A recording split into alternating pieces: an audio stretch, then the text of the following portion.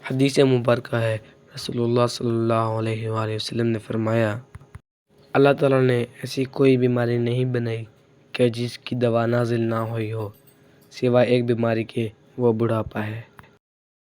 رسول اللہ صلی اللہ علیہ وسلم نے ارشاد فرمایا، زیادہ مال جمع کرنے والے لوگ اللہ کی نظر میں حقیر ہیں، مگر کثرت سے صدقہ دینے والے لوگ اللہ کی نظر میں محبوب ہیں۔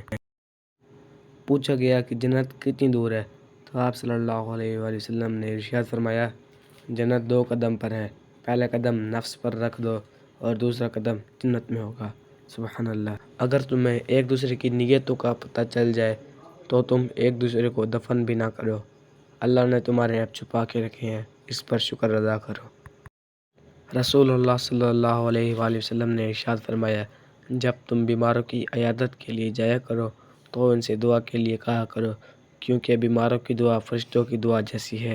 دوستو، اگر آپ کو ویڈیو اچھی لگی ہو تو اس کو لائک کریں، چینل کو سبسکرائب کریں اور کمنٹ میں ایک بار سبحان اللہ لازمی لکھیں۔ جزاک اللہ۔ نئی آنے والی اپڈیٹس کے لیے ویڈیو کو لائک کریں، شیئر کریں اور چینل کو سبسکرائب لازمی کیجیے۔